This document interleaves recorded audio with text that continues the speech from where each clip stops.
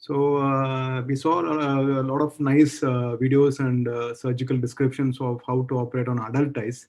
But when you're dealing with the children, especially it ranges from anything between 0 to 18, but in our hospital is less than 16 usually. So there are a little bit lesser indications. And one thing we have to keep in mind is a different anatomy and obviously the varied prognosis depending upon the disease and the stage at which the patient presents to us, to the clinician. And also we have to, very important is the post-operative care as regards to the visual amblyopia treatment and all those things, refractive correction and amblyopia treatment is very critical. So things to note is that the very short axial length, especially in a very small baby like an ROP, the presence of the large lens in comparison to the vitreous cavity, more stronger vitreoretinal adhesions and other congenital anomalies which may be there. So apart from this, the parents have to be realistically counseled on what to really expect out of this surgical outcome, what is the functional outcome, all those things have to be clearly mentioned. So the main thing we have to try to deal with in our hospital is the retinopathy of prematurity, familial exudative retinopathy, RDs, Coats disease occasionally, retinoblastoma occasionally, JXLR now and then, and also the persistent fetal vasculature. Retinopathy of prematurity, we plan for surgery when the disease progression is noted in spite of doing adequate laser and cryotherapy occasionally. And also in patients who present later with stage 5. And obviously you have to keep in mind that the functional outcomes of stage 5 ROP, even the anatomical outcomes are approximately 20% and not that very great, especially in anterior and posterior closed tunnels. So in stage 4, both in RDs involving the macula and not involving the macula, stage 4 and A, B, sometimes you may be able to get away with placing a scleral buckle, which is usually a 240 band held with the Vicryl sutures. If you're using other permanent sutures, you may have to release it at 3 months. But 240 with Vicryls usually is enough, so you don't need to do a second surgery. This mainly helps in remodeling the fibrotic elements and changing direction of the tractional forces, and it's placed at the maximum ridge height.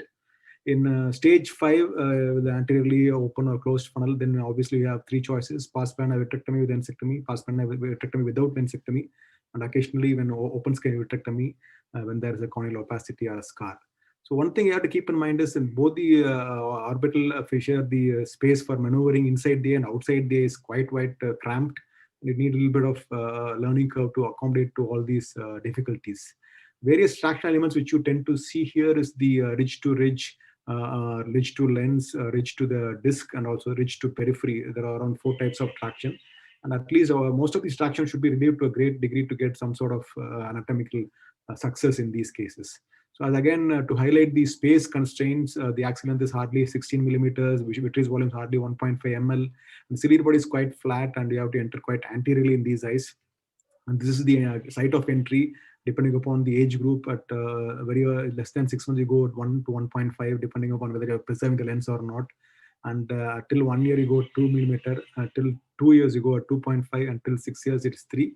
And after 7 years, it's almost like a adult eye.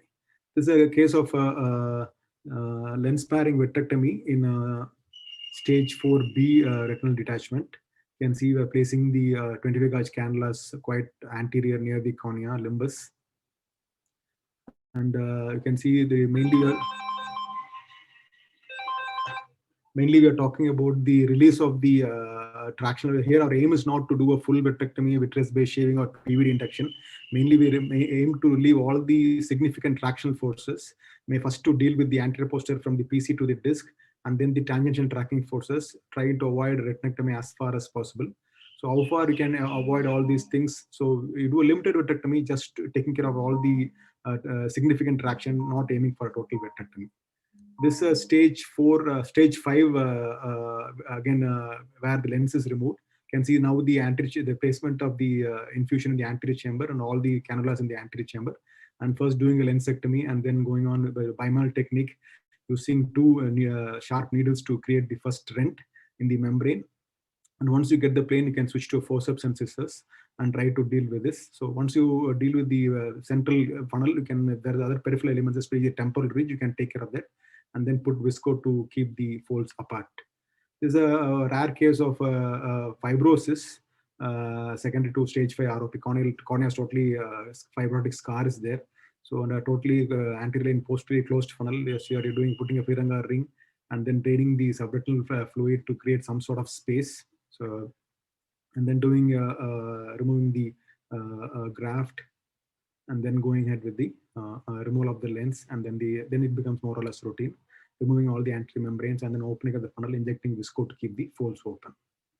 So sometimes in stage 4B, using a triamcinolone can help to delineate the posterior hyaloid a little bit more easily, especially in the presence of multiple skytic layers. So this can help to, triamcinolone may be helpful in identifying various skytic layers in the posterior vitreous cavity. As regards to FEVR, two indications. One, it can be a TRD affecting the posterior pole, and second can be a REG-RD because of peripheral breaks. So what mainly we have to keep in mind here is the strong adhesion of the vitreous at the edge of the peripheral avascular zone. And sometimes because of the contraction of the peripheral fibrotic elements, you may have an anteretinal displacement or anterior retinal pull. Sometimes even the pars plana is totally obliterated. So if you're not aware of this, when you're placing the infusion, it can go subretinally, causing worsening of the RD. This is a case of a tractional one-eyed person. He is around 15 years old boy. Other eye is even more worse than this. So this is the better eye, and he had a recent drop in vision. And you can see here our aim is not to remove the whole vitreous because the vitreoretinal adhesions are very, very strong.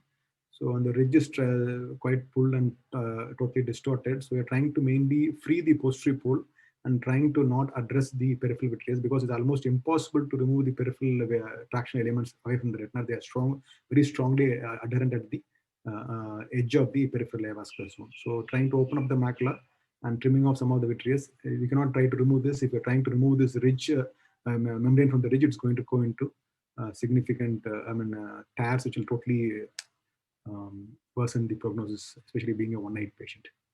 This is one more, I think, 7 or 8 year old girl who came to us with the REG-RD. The right eye was the better eye. I think this is the left eye. So it has got a temporal large fibrovascular mass with associated a small break next to the fibrovascular mass. So you tend to see this fibrovascular mass in some of the severe types of FEVR.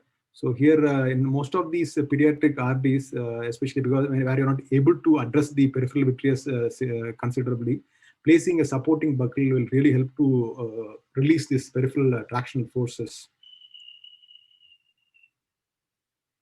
And this is the, you can see this is the totally pulled up retina temporally, and this is the break there. That is the break there. So it was quite nicely lying on, and that's the fibrovascular mass just inferior to that. So otherwise it progresses like a routine surgery. Only thing, the peripheral vitreous is not easily peelable, and we try to support this with a peripheral, scleral buckle. Coarse disease, usually the mainstay is laser or cryotherapy along with intravitreal steroids and sometimes anti-VEGF. But surgery may be indicated in some of the very severe forms where the parents are not willing for enucleation. Here you can see that's mainly like a scleral buckling surgery, but only you don't place a buckle, you do the external drainage. And this can then be followed by, you can see this sample is being taken to just rule out whether it's a diffuse infiltrative retinoblastoma or just a coarse disease. This sample can be done for histopathologic examination. And then, so once the retina becomes flat, we can do on table itself cryopexy to all the vascular elements. You can see the fibrotic elements are subretinal and cannot be removed. That's so it's more palliative than a visual. So it's mainly to prevent enucleation in these eyes. So pediatric RDs, some of the consideration is that there may be no PVD in a lot of cases, and sometimes even if what looks like a PVD, you'll have a very thin skytic posterior hyaloid vitreous, which is very thin and transparent, very difficult to identify and remove. Because if we don't remove this, then it's going to cause later complication recurrence. So again, a lot of these cases you see that the vitreous base, especially the sticklers and all these syndromic RDs, the posterior vitreous base is very, very posterior, sometimes even posterior to the equator. And here you have a significant role for, I can see just showing the very posteriorly migrated vitreous base. It just be beyond the arcades, very much posterior to the equator. You cannot separate the vitreous. Trying to pull on these vitreous is going to create multiple retinal tears. So you have to stop here and trim it and support these areas with buckle. And if it is too tense and tight, then you may have to do a retinectomy like the previous speakers as they showed. And also in a mobile retina, especially inducing a PVD is, I think, 4-year-old Marfan's baby. with a dislocated lens and total RD. Lens was removed, and then you can see in a mobile retina, it's sometimes because you don't have the counter traction of the stable retina, it's difficult to induce a PVD. Sometimes most of the times I use the bent sharp needle, 27 gauge needle. We are bending 25 vitrectomy, gauge vitrectomy, and rubbing along the retinal surface will hook onto the posterior highlight face and induce the PVD nicely. So this is quite helpful. This instrument is quite helpful in inducing PVD, especially in mobile retina and pediatric eyes. Retinoblastoma, I mean, it's very, very rare to get surgical indications in these, but sometimes you can get breaks due to excessive laser or cryotherapy, and sometimes because of the surface fibrosis on a regressing tumor. So these are two cases I want to show. Unfortunately, I cannot get the videos, but this was the presentation, and this is the right side. You can see the following laser around that, and cryotherapy. Sorry, cryotherapy. You can see that the tumor has regressed, but this is the scar. They developed a small break at the edge of the scar, and the RD is now extending very close to the fovea, just above the fovea. So fovea is still attached with the good vision, but it may get involved anytime. Dr. Parag tried to do a barrage, but it was not contained, and we had to go for a vitrectomy. I did the vitrectomy, and this is 2 years follow-up. You can see the nice regressed tumor with the laser scars, and gas was injected in this baby, and luckily is maintaining 6-12 parts in this otherwise has been enucleated for a severe disease.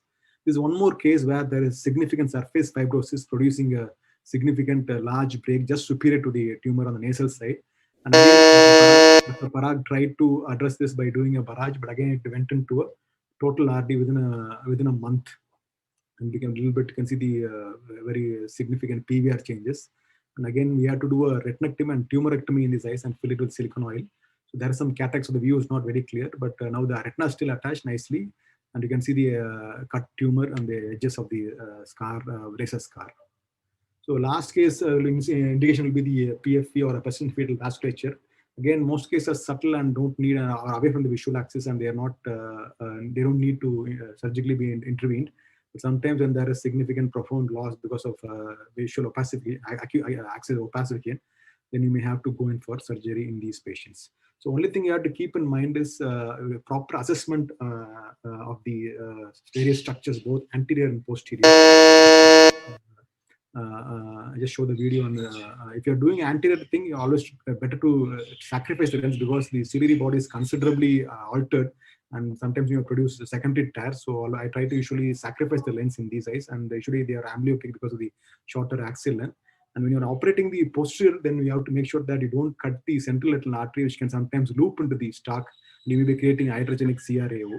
This is one of 27 gauge vitrectomy in a case of PFV with vitreous hemorrhage. You can see the dense vitreous hemorrhage, which is being cut down, organized hemorrhage. And it's not right to remove that fully like you would do in a PDR patient, because that's going to compromise the retinal circulation. So JXLR, we'll show this video and finish it off. So most of the times it's simple, you can get away with the buckle, but sometimes when in very stiff eyes, you may have to do a retinectomy of the inner layer to release. You can see the air is going under the between the two layers of the retina.